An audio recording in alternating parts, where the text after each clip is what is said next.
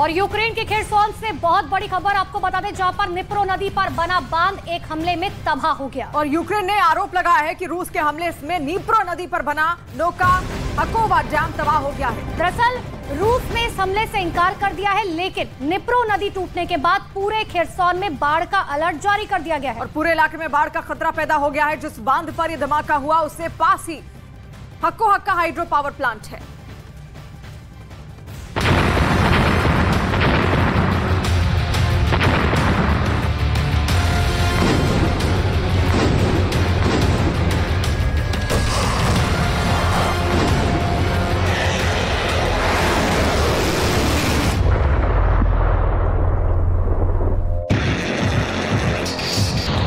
Kherson में फिर भड़की जंग, तबाही की सबसे भयानक तस्वीर। खेरसोन के लिए आर पार की लड़ाई। खेरसोन में सायरन तेज तेज बजने लगा, पूरे इलाके में हाहाकार मच गया। जंग के बीच वो तस्वीर सामने आई जिसके बाद ज़ेलेंस्की और पुतिन एक दूसरे के सामने आ गए। यूक्रेन की सेना ने इस तस्वीर को जारी करते हुए निप्रो नदी पर बने नोवा काहोक्का डैम पर बड़े हमले का आरोप रूस की सेना पर लगाया। दावा किया गया कि खेरसोन इलाके में रूस की सीन ने ताबड़तोड़ कई मिसाइलें दागी और निप्रो नदी पर बने बांध को उड़ा दिया। बांध के टूटते ही पूरे खेरसोन में अलर्ट जारी कर दिया गया, क्योंकि बांध के टूटते ही आसपास के इलाके में बाढ़ का खतरा पैदा हो गया। बांध के टूटते ही खेरसोन शहर के डूबने का अलर्ट जारी कर दिया गया। आसपास के इलाकों को खाली करने का आदेश जारी किया गया।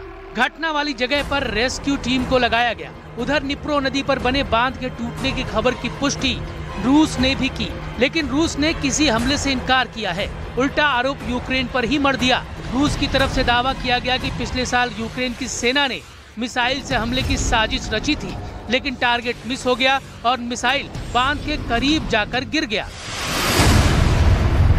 मतलब खेरसोन में बांध पर जंग के लिए ज़ेलेंस्की और पुतिन एक दूसरे के सामने आ गए। खेरसोन पर जिस जगह हमला हुआ वो इलाका फिलहाल रूस के कब्जे में है, जबकि इसी इलाके में ज़ेलेंस्की की सेना कई मोर्चों पर रूस की सेना से जंग लड़ रही है। और इस जंग के बीच ये तबाही की खौफनाक तस्वीरें सामने आई, जिसके बाद पूरे खेरसोन में हाई अलर्ट जारी कर दिया गया। निप्रो नदी पर बना ये बांध यूक्रेन और रूस दोनों के लिए बेहद अहम है, क्योंकि इसके नजदीक ही कई हाइड्रो प्रोजेक्ट हैं, जिसकी वजह से यूक्रेन में बिजली आपूर्ति होती थी। लेकिन जंग के दौरान रूस ने इस इलाके पर कब्जा कर लिया और यूक्रेन के पावर सप्लाई को नुकसान पहुंचाया। अब यूक्रेन की सेना इस इलाके पर दोबारा कब्जा करने की कोशिश में लगी हुई है। अब आपको निप्रो नदी पर बने नोवा हकोका डैम पर हुए हमले की तस्वीर दिखाते हैं, जिसके बाद पूरे खेरसोन में अलर्ट जारी कर दिया गया है। देखिए, दरअसल ये आपको उस बांध की तस्वीर दिखा रहे हैं। इस बांध की तस्वीर को आप देखेंगे तो आपको समझ आएगा कि आखिर कितना नुकसान दरअसल हुआ। ये जो आप इलाका देख पा रहे हैं, ये आसपास का पानी जो है इस बात को बताता है कि नुकसान काफी बड़ा हुआ है। और दरअसल ये वो बांध है जिस पर रशिया की तरफ से हमला किया गया है, जो दावा यूक्रेन कर रहा है। और इसके बाद पूरे इलाके में यानी कि खेरसोन में अलर्ट जारी किया गया है। अलर्ट जारी कर दिया गया है। इसके लिए कई हाई लेवल मीटिंग्स भी ज़ेलेंस्की लगातार कर रहे हैं, क्योंकि जो डैम को तोड़ा गया है उसके बाद अब उसका जो पानी है आसपास के क्षेत्रों में फैल चुका है, यानी कि बाढ़ की स्थितियां वहां पर उत्पन्न हो गई हैं। आसपास के क्षेत्र पूरी तरीके से तबाह करने का टारगेट ही रूस लेकर चल रहा था। और ऐसे में ये तबाही की तस्वीरें आप देखिए, यूक्रेन के बांध पर रूस का किस तरीके से हमला होता है। उसके बाद ये पूरा बांध एक झटके में नेस्तनाबूद हो जाता है और आसपास के इलाके में पूरी तरह से पानी पानी हो जाता है। देखिए, अगर आप इस तस्वीर को समझेंगे कि आखिर ये बांध कहां पे, दरअसल ये यहाँ पर ये जो बांध आपको साफ तौर पर नजर आ रहा होगा, अब ये क्योंकि टूट चुका है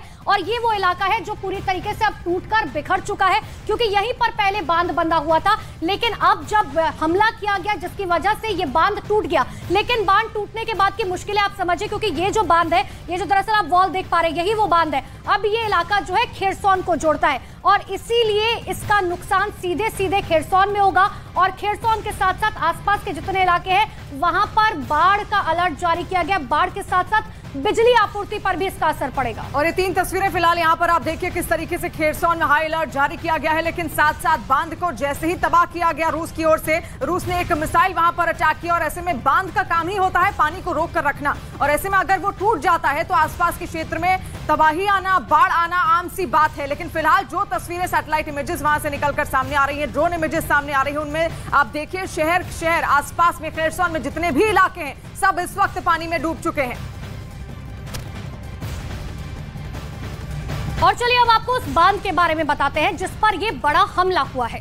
दरअसल यूक्रेन ने दावा किया कि रूस ने नोवा हकोका डैम को उड़ा दिया है, और यही है नोवा हकोका डैम जिसको रूस की ओर से यहां पर उड़ा दिया गया है। तो धमाके में ये यूक्रेन का बांध तबाह हुआ है। ये सैटेलाइट इमेज आपको दिखा रहे हैं जहां से ये तबाह हुआ है, लेकिन निप्रो नदी पर ये बांध बना हुआ था जो पूरी तरीके से तबाह हो चुका है। निप्रो नदी इसके पहले भी कई बार चर्चा में रह चुकी है और वहीं पर ये डैम भी लगा हुआ था। बांध पर हकोका पावर प्लांट भी मौजूद है, यानी कि उसको भी कहीं ना कहीं नुकसान जरूर हुआ है अगर ये धमाका रूस की ओर से यहाँ पर किया गया। और पावर प्लांट को नुकसान होने का मतलब सीधे तौर पर समझ लीजिए कि बिजली आपूर्ति जो है वो ठप हो जाएगी।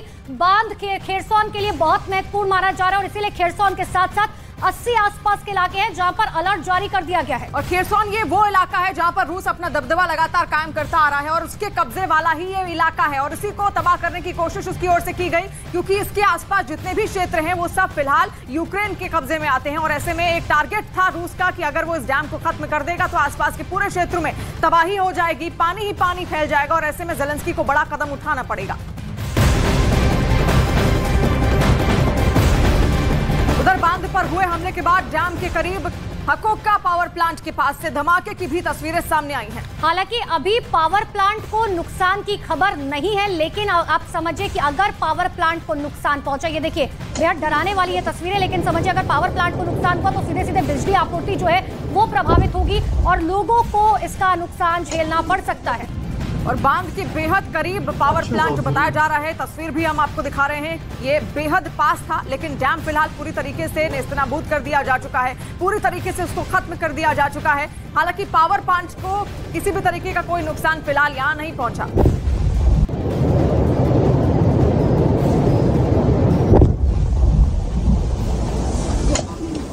तो ये जो धमाके की आवाज देखिए, कितनी जोरदार आवाज जो है ये सुनाई दे रही है। इस धमाके की आवाज से, इसकी इंटेंसिटी से ही समझ लीजिए कि नुकसान किस तरीके का हुआ होगा। निप्रो नदी पर जो बांध बना हुआ था वो तो टूटा ही, लेकिन पावर प्लांट के पास ये बड़ा धमाका हुआ है, लेकिन अभी इस बारे में जानकारी नहीं है कि क्या पावर प्लांट को नुकसान पहुंचा है या नहीं पहुंचा है। हालांकि अगर पावर प्लांट को नुकसान पहुंचता है तो इसका मतलब सीधे तौर पर यह है कि सिर्फ खेरसौन नहीं, आसपास के जितने इलाके हैं उन सभी में बिजली पूरी तरह से ठप हो जाएगी और उसके लिए ज़ेलेंस्की को तैयार रहना होगा।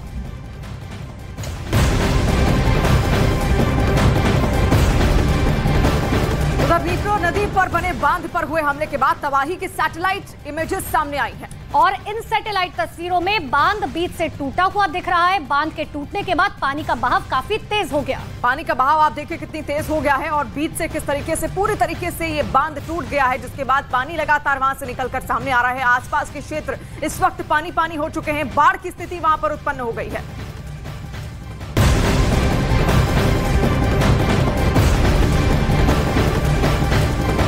उधर निप्रो नदी पर बने बांध पर हुए हमले को लेकर बड़ी जानकारी सामने आ रही है। इस हमले के बाद अब ज़ेलेंस्की ने एक आपात बैठक बुलाई है और बताया ये भी जा रहा है कि इस हमले में बांध के 28 में से 11 पिलर टूट गए हैं। और बताया ये भी गया कि इस बांध के तबाह होने के बाद इस इलाके के 80 से ज्यादा इलाकों में बाढ़ का खतरा पैदा हो चुका है, जो कभी भी डूब सकते हैं, ऐसी स्थिति वहां पर है। और पानी पानी सारा इलाका हो चुका है।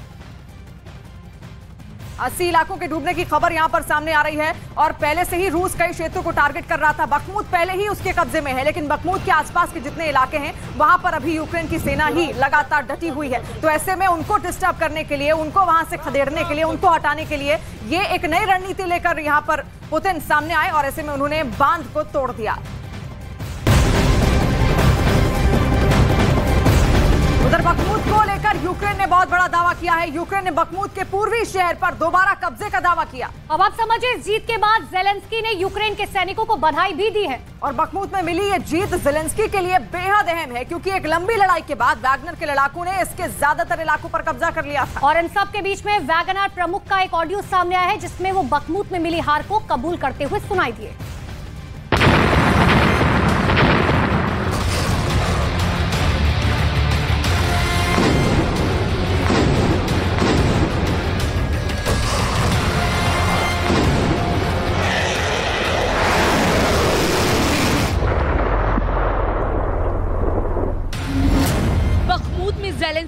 पलट दी बाजी।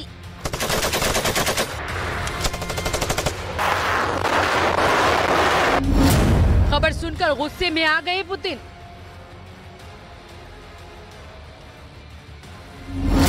कीव में ज़ेलेंस्की ने मनाया जीत का जश्न।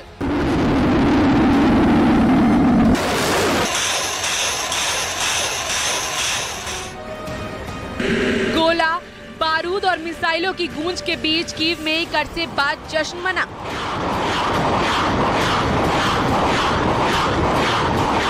ज़ेलेंस्की ने अपने सैनिकों को बधाई दी और हौसला अफजाई किया। अगर दावों को सच माने तो जंग में जमीन के हर इंच टुकड़े को बचाने के लिए अपनी जान को दांव पर रखने वाले यूक्रेन के सैनिकों ने ज़ेलेंस्की को एक बहुत बड़ी खुशखबरी दे दी, जिसे सुनते ही ज़ेलेंस्की का जोश हाई हो गया। दावा किया गया कि बखमुत के पूर्वी शहर पर यूक्रेन के सैनिकों ने दोबारा कब्जा कर लिया और रूस की सेना को इस इलाके से खदेड़ दिया। हालांकि इस जीत की ज्यादा जानकारी साझा नहीं की गई। बखमुत पर यूक्रेन की जीत ज़ेलेंस्की के लिए कई मायनों में अहम है, क्योंकि ये इलाका रूस की सीमा के बेहद करीब है। इसे बचाने के लिए ज़ेलेंस्की के सैनिकों ने जान की बाजी लगा दी थी, लेकिन रूस की प्राइवेट आर्मी वैगनर के लड़ाकों के आगे ज्यादा देर टिक नहीं पाए और उन्हें ये शहर गंवाना पड़ा। लेकिन ज़ेलेंस्की की सेना ने इस इलाके से अपना मोर्चा नहीं हटाया और जैसे ही रूस की सेना कमजोर पड़ी, एक बार फिर पूरी ताकत से हमला कर दिया। अब दावा है कि यूक्रेन की सेना ने बखमुत के पूर्वी शहर पर दोबारा कब्जा कर लिया है। Я вдячний кожному нашому воїну, усім нашим захисникам, нашим захисницям, які дали за цей день саме ті новини, які ми очікуємо. Бахмутський напрямок. Молодці воїни. Ми бачимо, як істерична Росія сприймає будь-який наш крок там, всі наші зайняті позиції. Ворог знає, що Україна переможе. Вони це бачать. Вони це відчувають завдяки вашим ударам, воїни. І, зокрема, на Донеччині. Дякую за це. Сьогодні хочу особливо відзначити. उधर बताया जा रहा है कि मॉस्को में इस खबर से हड़कंप मच गया है, क्योंकि बखमुत पर कब्जा करने के लिए पुतिन ने पूरी ताकत लगा दी थी। ब्रिटेन के रक्षा मंत्रालय ने एक रिपोर्ट जारी कर दावा किया कि बखमुत की लड़ाई के लिए पुतिन की सेना ने भारी कीमत चुकाई। इसके मुताबिक बखमुत में हर 19 इंच यानी 48 सेंटीमीटर जमीन पर कब्जे के लिए रूस के एक सैनिक को जान देनी पड़ी। यूरोप के देशों के मुताबिक बखमुत में रूस के 20,000 सैनिकों की मौत हुई। इनमें से आधे वैगनर ग्रुप के लड़ाके थे। लेकिन जिस शहर पर कब्जा करने के लिए पुतिन ने इतनी बड़ी कीमत चुकाई, अब वो शहर एक बार फिर से रूस के हाथ से निकलता दिख रहा है। बखमुत पर कब्जा करने के लिए जिस वैगनर लड़ाकों ने अपनी जान गंवाई, अब उसके प्रमुख का ही दावा सामने आया है, जिसमें उन्होंने बखमुत में अपनी हार स्वीकार की।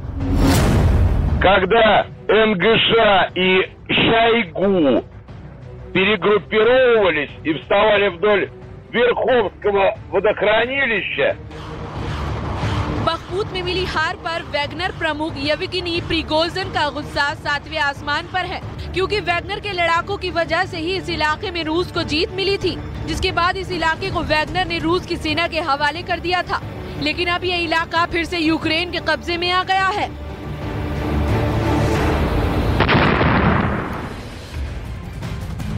तो ज़ेलेंस्की ने रूस पर काउंटर अटैक का एक पूरा प्लान तैयार कर लिया है। उन्होंने रूस पर हमले की तारीख भी तय कर दी है, लेकिन अब उन्होंने अपने सैनिकों को कोड वर्ड में बात करने का ऑर्डर जारी कर दिया है, ताकि पुतिन को इस काउंटर अटैक के बारे में जरा भी भनक ना लग पाए। हालांकि ज़ेलेंस्की के एक वीडियो ने यूक्रेन का पूरा प्लान लीक कर दिया है।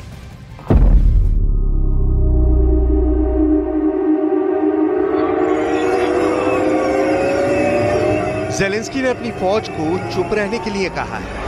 अब बहुत खामोश रहना है। ऐसा तोप के गोले दागने वालों को कहा गया है, आवाज नहीं करनी है। यूक्रेन के स्नाइपर्स को बहुत चुपचाप हमले के लिए कहा गया है। बख्तरबंद फोर्स को मैसेज है, साइलेंट अटैक का वक्त आ गया है। छुपकर हमला करने वाले स्नाइपर कमांडो भी सरप्राइज देने को तैयार हैं। रूस और यूक्रेन के मोर्चे पर निगरानी करने वाले सैनिकों या फिर रूस की बख्तरबंद गाड़ियों पर हमले करने वाले कमांडो। और फिर 39 सेकंड के इस वीडियो में आखिर में दिखाया जाता है 2 F-16 फाइटर जेट, ताकि पुतिन के दिल में इस लड़ाकू विमान का खौफ बैठ जाए।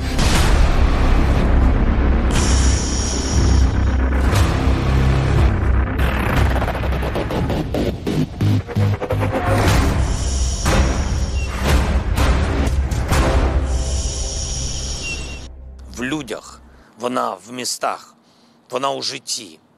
А коли зневажають і життя, і людей, і найбільш вагомі для культури міста, буде тільки програш. Програш для Росії. ज़ेलेंस्की का खामोशी से भरा काउंटर अटैक वाला प्लान पूरी तरह तैयार है। ज़ेलेंस्की ने बहुत जोर देकर कहा है इस बार हमला ऐसे चुपचाप तरीके से किया जाए कि रूस की फौज की चूल्हे हिल जाएं। फिर बखमूत भी आजाद हो, लुहांस्क भी आजाद हो, डोनेट्स्क भी छुड़ा लिया जाए और मारियोपोल से भी रूस का कब्जा हटा दिया जाए। ज़ेलेंस्की इस मौके को यूक्रेन युद्ध का सबसे बड़ा टर्निंग पॉइंट बनाना चाहते हैं।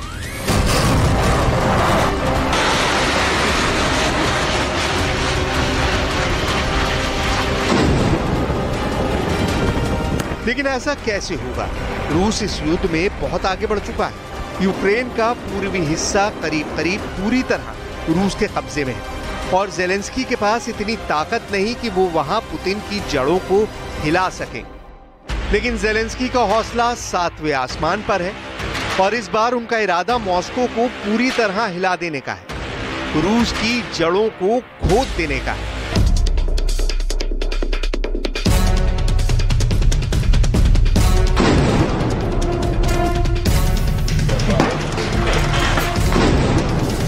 पुतिन के खौफ को मिट्टी में मिला देने का इरादा तो ज़ेलेंस्की 24 घंटे रटते रहते हैं। За свою історію Київ бачив різні підлості від загарбників. Пережив їх усіх. Переживе і рашистів. Жодного із них тут не буде.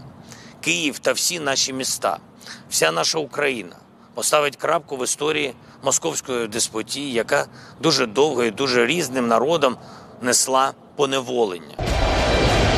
काउंटर अटैक के लिए ज़ेलेंस्की ने तारीख तय नहीं की है, बस बता दिया है कि पुतिन की फौज पर जवाबी हमला बहुत ही खामोशी से होगा। ऐसा हमला जिसका ऐलान ज़ेलेंस्की नहीं बल्कि यूक्रेन की फौज के धमाके करेंगे। ज़ेलेंस्की का आत्मविश्वास इस कदर बहुत बुलंदी पर है और इसकी कई वजह हैं।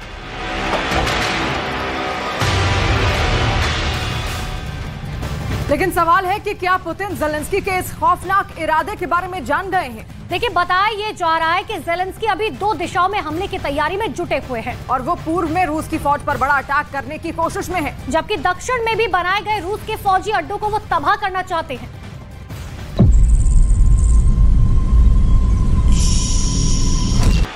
सवाल है कि क्या पुतिन इसके बारे में जानते हैं? क्या पुतिन की फौज ज़ेलेंस्की के काउंटर अटैक को रोक पाएगी? क्या ज़ेलेंस्की खैरसान वाली कामयाबी दोहरा पाएंगे? और अगर ऐसा हुआ तो क्या पुतिन बखमूत के साथ मारियोपोल और मेलिटोपोल जैसे जीते हुए शहरों को खो देंगे?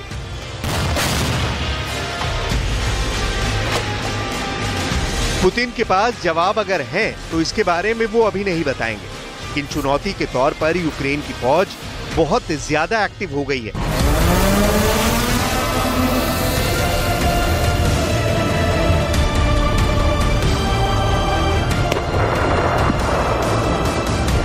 आप ज़ेलेंस्की के डिप्टी डिफेंस मिनिस्टर हैना की बात को समझिए, आपको ज़ेलेंस्की के इरादे पता चल जाएंगे। Наша позиція дуже проста. Ми не воюємо на території інших держав, у нас немає ніяких претензій територіальних і амбіцій щодо інших держав. У нас є міжнародно визнані кордони нашої держави, частина з наших територій тимчасово окупована, наша задача їх повернути, і от на цій території ми застосовуємо безумовно. ज़ेलेंस्की अभी 2 दिशाओं में हमला करना चाहते हैं। वो पूर्व में रूस की फौज पर बड़ा अटैक करने की तैयारी कर रहे हैं। वो दक्षिण में भी बनाए गए रूस के फौजी अड्डों को तबाह करने की तैयारी कर रहे हैं। लिहाजा उनके टारगेट पर पूर्व और दक्षिण दिशा है। ज़ेलेंस्की ने अपने वीडियो में F-16 लड़ाकू विमान भी दिखाए हैं। ये वो फाइटर जेट हैं जो उनको देने का वादा तो किया गया है। उनके पायलट्स को ट्रेनिंग भी दी जा रही है, लेकिन ये विमान उनको मिलेंगे या नहीं, इस पर सस्पेंस बरकरार है। हालांकि पुतिन को डराने वाले वीडियो में F-16 का होना ये बताता है कि बाइडेन और जेलेंस्की के बीच इस फाइटर जेट को लेकर फैसला फाइनल हो चुका है। जेलेंस्की को फाइटर देर से ही सही लेकिन जरूर मिलेगा। पहले ऐसा नहीं था, क्योंकि 3 मई को क्रेमलिन पर ड्रोन अटैक के बाद जेलेंस्की को लेकर अमेरिका का भरोसा काफी कम हुआ। लेकिन जेलेंस्की जब जापान में G7 बैठक के दौरान जो बाइडेन से मिले और साथ में यूरोप ने भी जिद की, तो बाइडेन पिघल गए। बाइडेन ने जेलेंस्की से कहा कि कसम खाओ कि रूस पर अटैक नहीं करोगे। जेलेंस्की इस बात के लिए राजी हुए और अब यूक्रेन के लिए F-16 का रास्ता खुल गया। जेलेंस्की बहुत खुश हैं क्योंकि रूस के हवाई हमलों ने इस वक्त यूक्रेन की कमर तोड़ कर रख दी है। कोई दिन ऐसा नहीं होता जब यूक्रेन पर हवाई हमला ना हो, आसमान से कोई बम न गिराया जाए। रूस के फाइटर जेट यूक्रेन के आसमान में खुल्लम खुल्ला तबाही मचा रहे हैं और इसी वजह से जेलेंस्की लगातार खुद को बेबस महसूस करते रहे और उनकी मांग F-16 जैसे खतरनाक फाइटर जेट पर कायम रही। लेकिन पुतिन और बाइडेन कैंप के बीच हुई बातचीत में खतरा बता दिया गया है कि F-16 की वजह से विश्व युद्ध की नौबत आ सकती है। तो इससे पहले जेलेंस्की ने मई के आखिर में एक ट्रेलर रिलीज किया था और उसमें भी बहुत जोश दिखा। जेलेंस्की की फौज ने इस वीडियो में भी रूस को खत्म करने की कसम खाई। और इस 1 मिनट के वीडियो में जेलेंस्की ने अमेरिका से मिले तोप से लेकर हाइमार्स के रॉकेट से हमले दिखाए थे।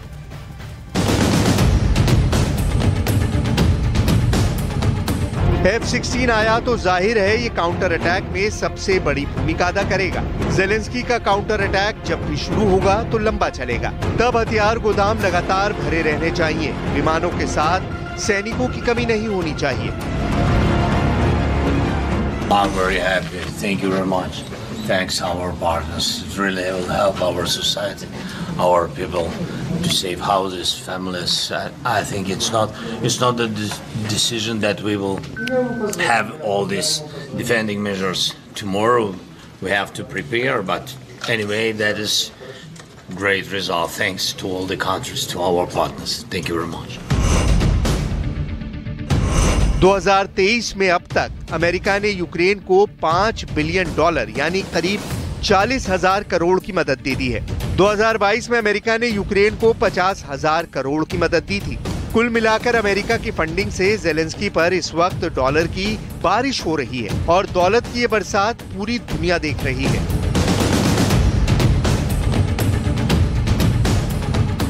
पैसों की बारिश और हथियारों की बारिश। जेलेंस्की का हौसला बुलंद है। यही वजह है कि जेलेंस्की इस वक्त मॉस्को पर ड्रोन से हमले कर रहे हैं। जेलेंस्की ने बखमूत का मोर्चा भी संभाला हुआ है और अब आए दिन नए ट्रेलर रिलीज करके वो पुतिन के साथ वीडियो वाला माइंड गेम भी खेल रहे हैं। इससे पहले जेलेंस्की ने मई के आखिर में भी एक ट्रेलर रिलीज किया था। इसमें भी बहुत जोश दिखा।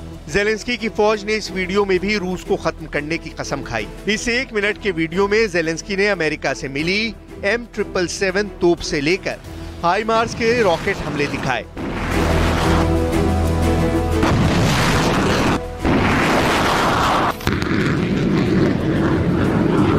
जेलेंस्की ने बहुत ही घातक माने जाने वाले स्नाइपर अटैक से लेकर जर्मनी से मिले बहुत ही खास लेपर्ड टैंक की बमबारी भी दिखाई।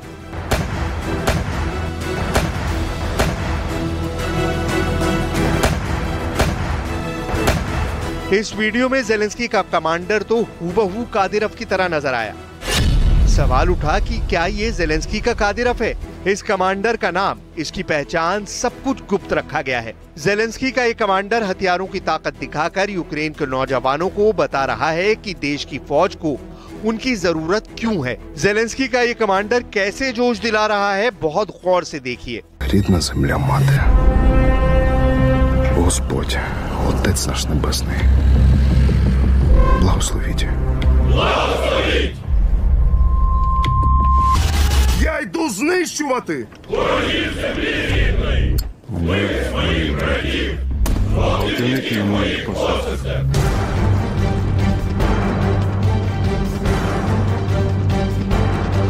देखिए इस कमांडर की बातों को कैसे यूक्रेन के सैनिक दोहरा रहे हैं। इस कमांडर में ऐसा क्या जादू है कि यूक्रेन के फौजी अब अपनी जान की बाजी लगाने के लिए तैयार हैं। ये वो सवाल है जो इस कमांडर की तुलना पुतिन के कादिरोव से कर रहे हैं। यूक्रेन की फौज का ये कमांडर बता रहा है कि कैसे रूस की सेना ने उनके देश पर कितना जुल्म किया है। बुचा से लेकर मारियोपोल और बखमुत के हमलों की याद दिलाई जा रही है और फिर बहुत जोश के साथ बदला लेने का इरादा। ये ज़ेलेंस्की का नया माइंड गेम है। Нехай рука моя буде твердою, щоб вбивати ворогів. Нехай око моє буде ясним, щоб вбивати ворогів. Нехай зброя моя буде справною, щоб вбивати ворогів. Нехай воля моя буде сталь, щоб вбивати ворогів. Україно, рідна земля мати, Господь, Отець наш Небесний, благословіть наш рішучий наступ, нашу священну помсту, нашу святу перемогу। काउंटर अटैक के बीच ज़ेलेंस्की नए फौजियों की लगातार भर्ती करना चाहते हैं। ज़ेलेंस्की नई फौज बनाना चाहते हैं।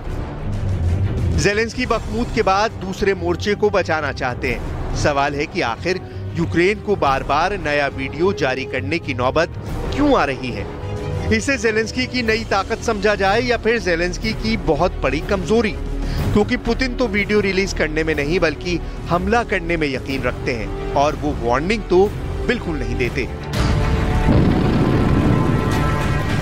महायुद्ध में इंटरवल के बाद की स्क्रिप्ट पर ज़ेलेंस्की ने एक्शन शुरू कर दिया है। यूक्रेन ने रूस की सीमा पर बहुत बड़ा हमला किया है और हमला इतना बड़ा था कि इसे रोकने के लिए रूस ने यूक्रेन के 250 सैनिकों और 16 टैंकों को तबाह कर दिया। अब यूक्रेन के ड्रोन हमलों से परेशान पुतिन अब रूस की जमीन पर हमले से बहुत बड़ी फिक्र में डूब गए हैं।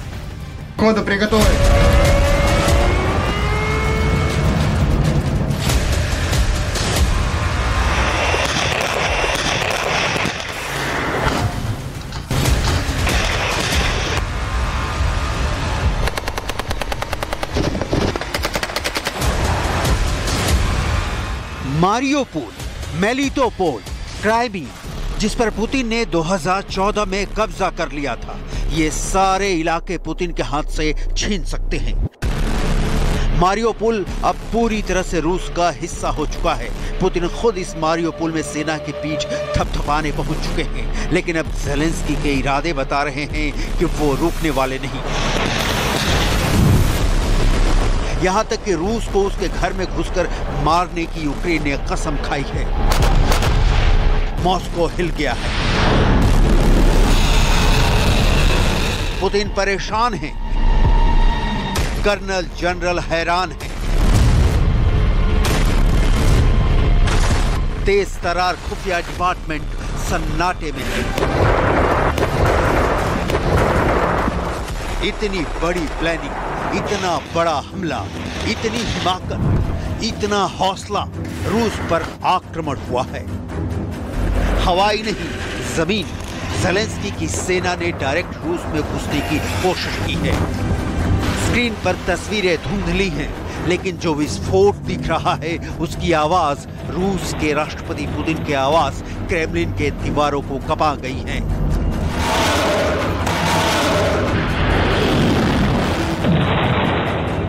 रूस के रक्षा मंत्रालय के प्रवक्ता से सुनिए, यूक्रेन ने रूस के साथ क्या करने की सोची थी। रूस को कैसा जख्म देने की फिराक में है यूक्रेन के राष्ट्रपति ज़ेलेंस्की। В результате умелых и грамотных действий восточной группировки войск потери вооруженных сил Украины составили более 250 человек личного состава, 16 танков, 3 боевые машины пехоты, 21 боевая бронированная машина. Командующий объединенной группировкой войск, начальник Генерального штаба Вооруженных сил Российской Федерации, генерал армии Герасимов в этот период находился на одном из передовых пунктов управления. यूक्रेन के सैनिक मारे गए, रूस की सीमा में दाखिल नहीं हो पाए। रूस की सेना ने करारा जवाब दिया और ज़ेलेंस्की के शेर मैदान में ही ढेर हो गए। लेकिन क्या इतना काफी नहीं है कि ज़ेलेंस्की ने रूस पर हमला करने की हिम्मत दिखाई? ये सवाल है कि ये हिम्मत ज़ेलेंस्की को कहां से मिली। इसकी डिटेल भी आपको दिखाएंगे, लेकिन उसके पहले उस जगह को पहचानिए जहां रूस की फौज को पछाड़कर यूक्रेन के सिपाही रूस में घुस जाना चाहते हैं। ज़ेलेंस्की ने पुतिन को बहुत जोर का झटका दिया है, वो भी तब जब रूस में एक वर्ग की आवाज युद्ध के खिलाफ तेज होती जा रही है। पश्चिमी रूस में नोवाया तवोल झांका गांव के पास यूक्रेन की सेना ने हमला किया। रूस की सेना ने इन लड़ाकों के काफिले को तोप के गोलों से निशाना बनाया। यहाँ रूस और यूक्रेन के बीच के बॉर्डर की डिटेल समझनी बहुत जरूरी है। रूस और यूक्रेन के बीच कुल 2295 किलोमीटर का बॉर्डर है। इसमें 1974 किलोमीटर जमीनी है और 321 किलोमीटर सी बॉर्डर है। ब्लैक सी में रूस और यूक्रेन की जलीय सीमा मिलती है, लेकिन इस ब्लैक सी पर पुतिन का वर्चस्व कायम है। ये दिगर बात है कि ज़ेलेंस्की ने रूस के युद्धपोत मॉस्कोवा को इसी ब्लैक सागर में समाधि दी थी, लिहाजा इसे रूस को सुरक्षित समझने की भूल अब तो कतई नहीं करनी चाहिए। तो यूक्रेन की सेना पीछे हट गई क्योंकि रूस की ताकत का वो मुकाबला नहीं कर सके। लेकिन रूस जैसे बड़े देश के खिलाफ इतना बड़ा एक्शन करके ज़ेलेंस्की ने दिखा दिया कि वो अभी युद्ध से पीछे हटने वाले नहीं हैं। लेकिन अब तक दुनिया रूस यूक्रेन युद्ध को यूक्रेन पर रूस के हमले के तौर पर देखती रही है और ये पहली बार है जब ज़ेलेंस्की की सेना ने रूस की इतनी बड़ी सेना को चारों तरफ से घेर लिया।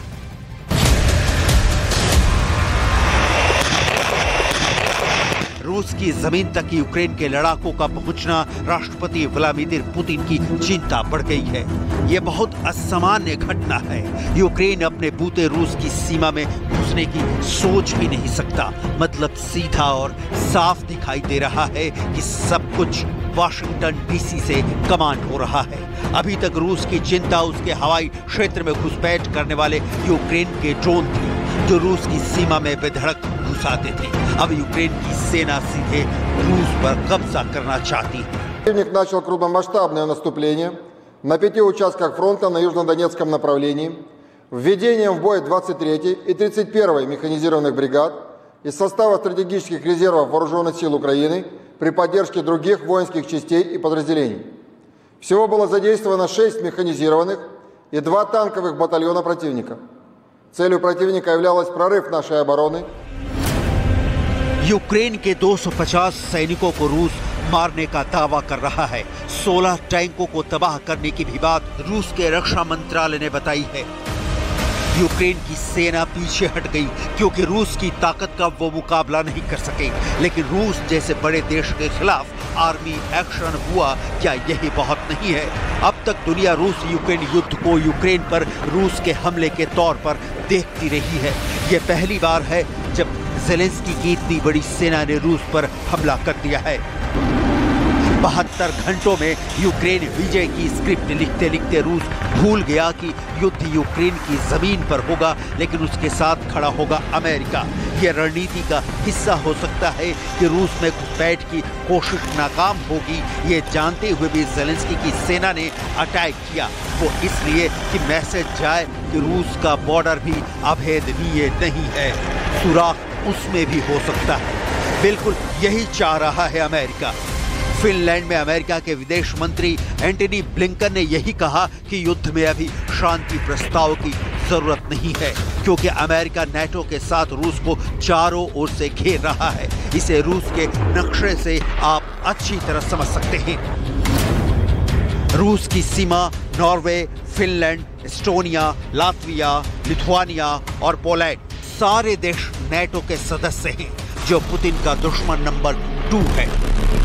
नाटो के भरोसे ही ज़ेलेंस्की रूस की सीमा तक पहुंचने का जज्बा दिखा रहे हैं। यह नाटो अगर आज यूक्रेन को हथियार देना बंद कर दे तो कल की तारीख पुतिन की हो सकती है। यूक्रेन जीत की राह में पुतिन को यही नाटो रोकता है और यही नाटो अब पुतिन को चारों तरफ से घेर रहा है। आगे देखिए कैसे। रूस की सीमा से जो दूसरे देश मिलते हैं उनमें यूक्रेन का हिस्सा बड़ा है, जो कि रूस के पश्चिमी हिस्से से मिलता है।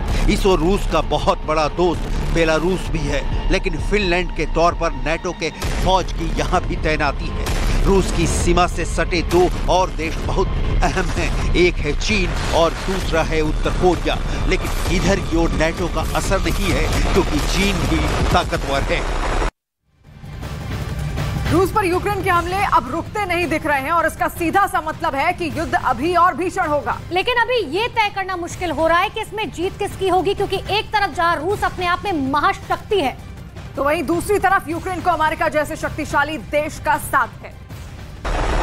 भूगोल रिश्ते बनाता और बिगाड़ता दोनों है, और पड़ोसी बिगड़ जाए तो अंजाम रूस और यूक्रेन महायुद्ध जैसा होना तय है। सवाल है अब रूस की सेना किस तरह से पलटवार की तैयारी कर रही है। इसके डिटेल समझें उसके पहले ये समझना बहुत जरूरी है कि ज़ेलेंस्की के दिमाग में इस वक्त क्या चल रहा है, क्योंकि कीव पर गिरती मिसाइलों के बीच अब बदले में यूक्रेन ने भी रूस की सीमा वाले इलाकों में हमले करने शुरू कर दिए हैं।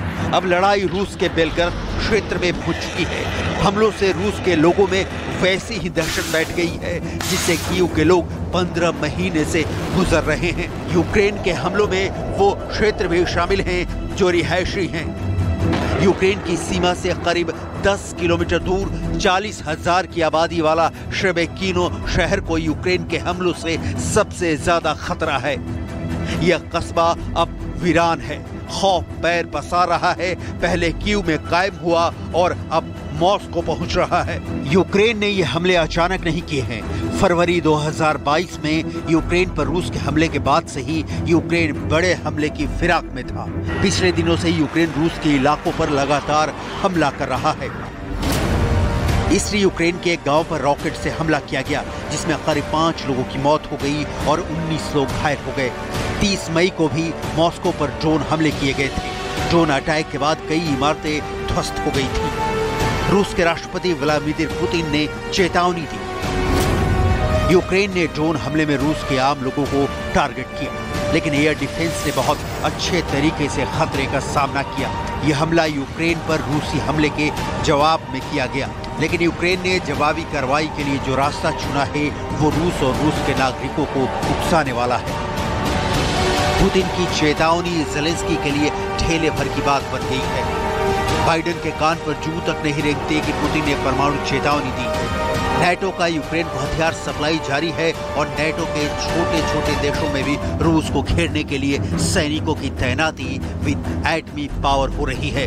रूस पर ताज़ा हमले के बाद रूस पलटवार जरूर करेगा, लेकिन उसकी तीव्रता कितनी होगी वो दुनिया बखूत और निप्रो की तबाही में देख रही है। यूक्रेन ने पुतिन के जलते दिल में घी डाल दिया है। यूक्रेन की तरफ से रूस के इस दावे पर अभी तक कोई बयान नहीं दिया गया है। यूक्रेन के सेना के अधिकारी ने सिर्फ ये कहा कि लुहांस्क और डोनेस्क में रूस के कब्जे को पूरा होने से रोकने के लिए पूरी कोशिश की जा रही है।